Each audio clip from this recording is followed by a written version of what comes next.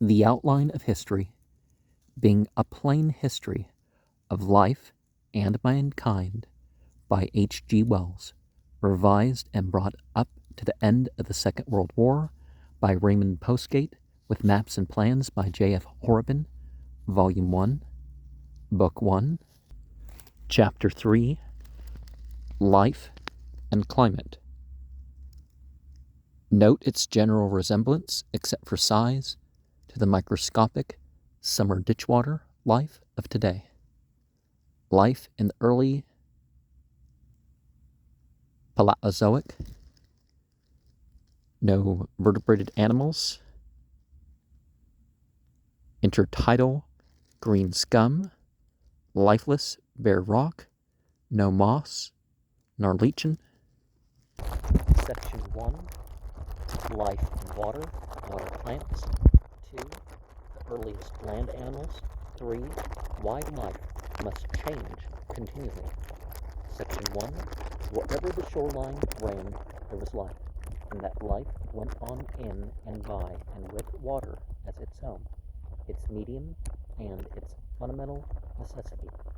The first jelly-like beginnings of life must have perished whenever they got out of the water, as jellyfish dry up and perish on our beaches today. Drying up was the fatal thing for life in those days, against which, at first, it had no protection. But in a world of rain pools and shallow seas and tides, any variation that enabled a living thing to hold out and keep its moisture during hours of low tide or drought met with every encouragement in the circumstances of the time. There must have been a constant risk of stranding, and on the other hand, life had to keep rather near the shore and beaches in the shallows, because it had need of air, dissolved, of course, in the water and light. No creature can breathe, no creature can digest its food without water. We talk of breathing air, but what all living things really do is breathe oxygen dissolved in water. The air we ourselves breathe must first be dissolved in the moisture in our lungs, and all our food must be liquefied before it can be assimilated. Water-living creatures, which are always underwater, wave the freely exposed gills by which they breathe in that water and extract the air dissolved in it. But a creature that is to be exposed for any time out of the water must have its body and its breathing apparatus protected from drying up. Before the seaweeds could creep up out of the early Paleozoic seas into the intertidal line of the beach, they had to develop a tougher outer skin to hold their moisture before the ancestor of the sea fish as the waters of the river. The ancestor of the scorpion could survive being left by the tide. It had to develop its casting and armor. The trilobites probably developed their tough covering and rolled up into balls far less as a protection against each other and any other enemies they may have possessed than as a precaution against drying. And when presently we ascend the Paleozoic rocks, the fish appear. First of all, the backboned are vertebrated animals. It is evident that a number of them are already adapted by the protection of their gills with gill covers and by a sort of primitive lung-swimming bladder to face the same risk of temporary stranding. Now the weeds and plants that were adapting themselves to intertidal conditions were also bringing themselves into a region of brighter light, and light is very necessary and precious to all plants. Any development of structure that would stiffen them and hold them up to the light so that they, instead of crumpling and flopping when the waters receded, they would stand up outspread, was a great advantage. And so we find them developing fiber and support, and the beginning of woody fiber in them. The early plants reproduced by soft spores or half-animal gametes that were released in water, were distributed by water, and could only germinate underwater. The early plants were tied, and most lowly plants today are tied by the conditions of their life cycle to water. But here again, there was a great advantage to be got by the development of some protection of the spores from drought that would enable reproduction to occur without submergence. So, soon as a species could do that, it could live and reproduce and spread above the high water mark, bathed in light and out of reach of the beating and distress of the waves. The main classificatory divisions of the larger plants mark stages in the release of plant life from the necessity of submergence by the development of woody support and of a method of reproduction that is more and more defiant of drying up. The lower plants are still the prisoner attendants of water. The lower mosses must live in damp, and even the development of the spore of the ferns demands at certain stages extreme wetness.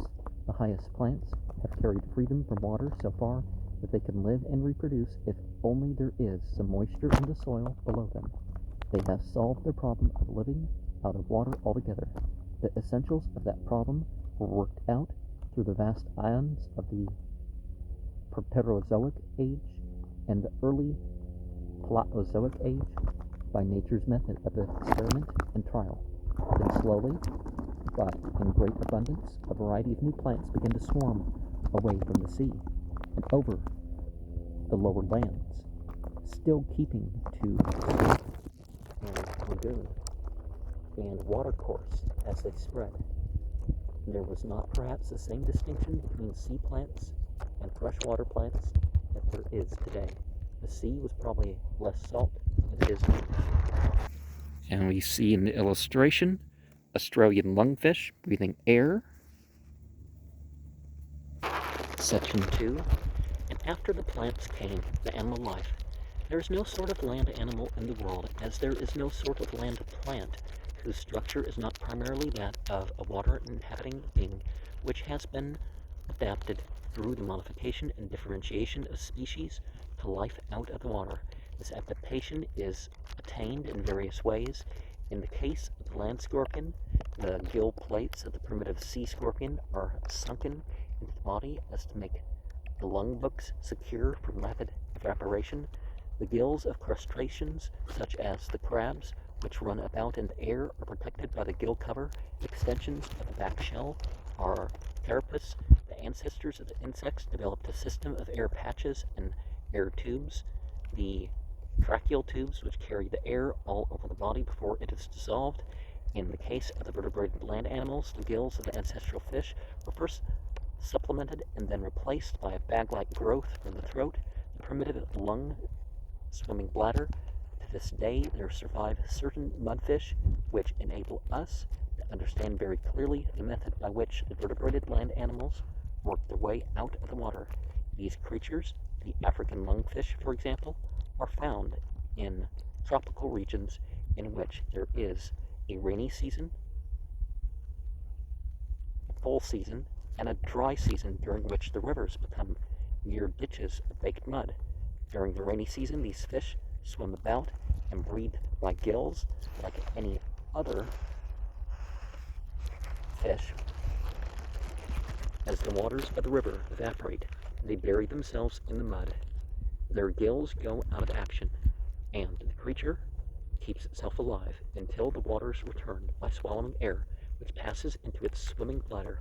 The Australian lungfish, when it is caught by the drying up of the river and stagnant pools, and the water has become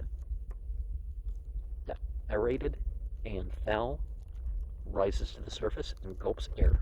A newt in a pond does exactly the same thing. These creatures still remain at the transition stage, the stage at which the ancestors of the higher vertebrated animals were released from the restriction to an underwater life. The amphibia, frogs, newts, tritons, etc., still show in their life history, all the stages in the process of this liberation. They are still dependent on water for their reproduction. Their eggs must be laid in sunlit water, and there they must develop. The young tadpole has branching external gills that wave in the water, and the gill cover grows back over them and forms a gill chamber.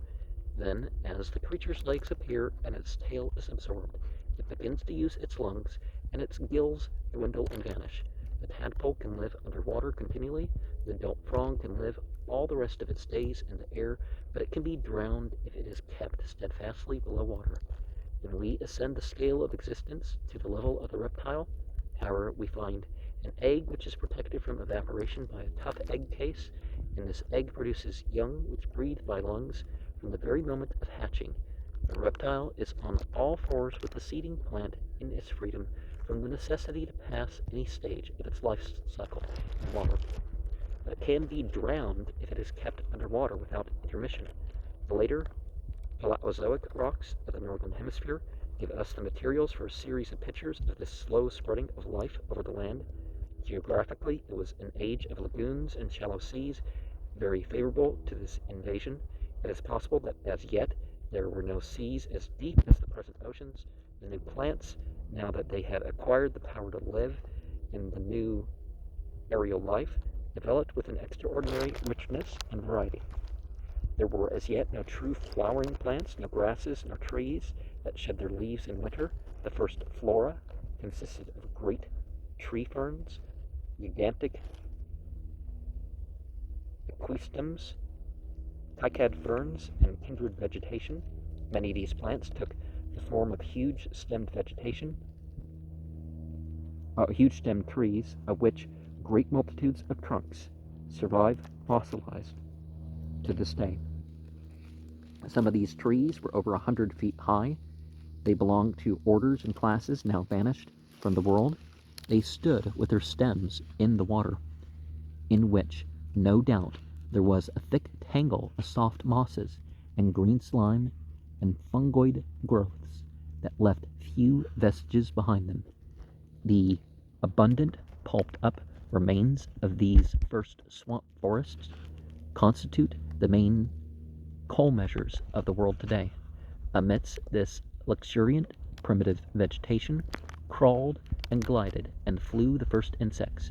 They were rigid-winged, four-winged creatures, often very big, some of them having wings measuring a foot in length. There were numerous dragonflies. One found in the Belgian coal measures had a wingspan of 29 inches.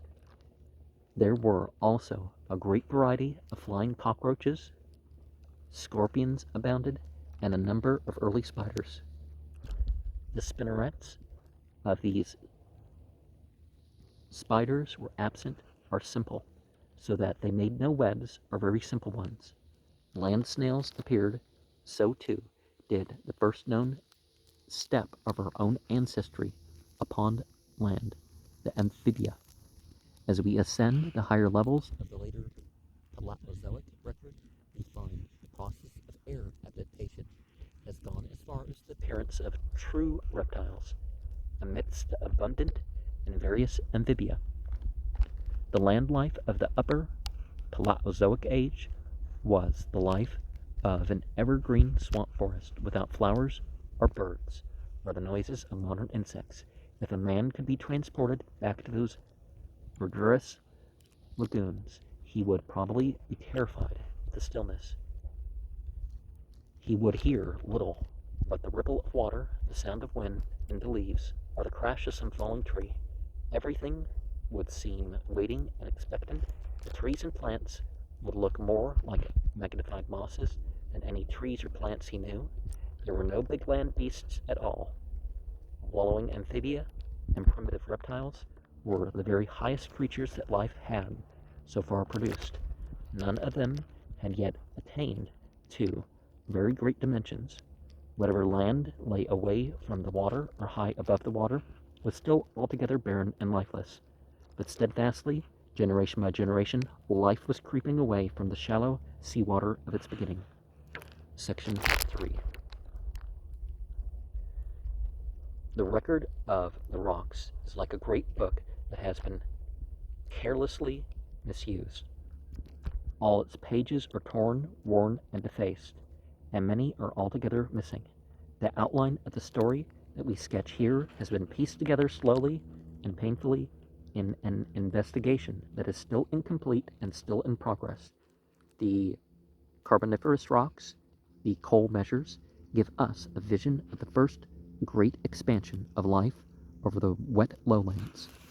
Then come the torn pages of the Permian rocks, which count as the last of the Paleozoic, that preserve little of the land vestiges of their age. Only after a long interval of time does the history spread out generously again. The Permian rocks record an age of harshness and desolation in the world's history. They mark the phase of transition from the Paleozoic age of fish and amphibia to the Mesozoic age of reptiles. It must be borne in mind that great changes of climate have always been in progress, sometimes stimulating and sometimes checking life.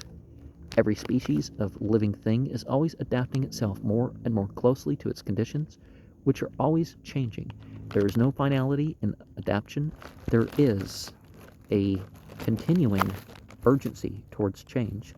We do, however, find certain creatures of a lowly type which early adapted themselves to widespread simple conditions so completely that they have never been greatly modified or exterminated or replaced. For example, there is a little shellfish called Lingula, fitted to an obscure sedentary life in warm seas.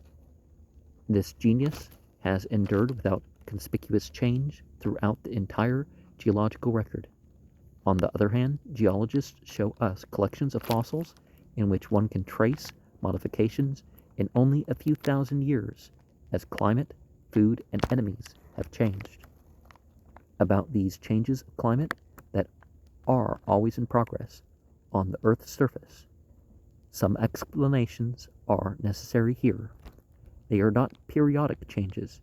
They are slow fluctuations between heat and cold. The reader must not think that because the sun and earth were once incandescent, the climatic history of the world is a simple story of cooling down. The center of the earth is certainly very hot to this day, but we feel nothing of that internal heat at the surface. The internal heat, except for volcanoes and hot springs, has not been perceptible at the surface since first the rocks grew solid. Even in the Azoic or Archaeozoic age, there are traces in ice-worn rocks and the like of periods of intense cold. Such cold waves have always been going on everywhere, alternately with warmer conditions, and there have been periods of great wetness and periods of great dryness throughout the earth. They depend on astronomical and terrestrial fluctuations of extreme complexity, into which we will not enter here. And in accordance, we find from the record in the rocks that there have been long periods of expansion and multiplication when life flowed and abounded and varied, and harsh ages when there was a great weeding out and disappearance of species, genre, and classes, and the learning of stern lessons by all that survived. It is probable that the warm spells have been long relatively to the cold ages. Our world today seems to be emerging with fluctuations from a prolonged phase of adversity and extreme conditions. 500,000 years ahead, it may be a winterless world with trees and vegetation even in the polar circles. At present, we have no certainty in such a forecast, but as knowledge increases, it may be possible that our race will make its plans thousands of years ahead to meet the coming changes. Now, we know what's going on with some of that, right? That,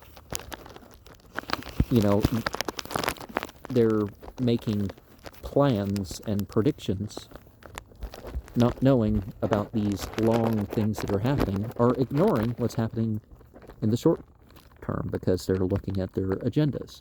Now, one could also say that there were agendas in some of the myths that have been handed down to us. It's like they should have been able to know that, like, trees and plants wouldn't come before light and that sort of stuff. You can say there were these different stages. You know, the gaseous stage, things start to form and you get the stars and stuff, and then eventually, there's different ways that you could break down several stages, so that idea could be considered valid. But what lessons does that have for us? What does it mean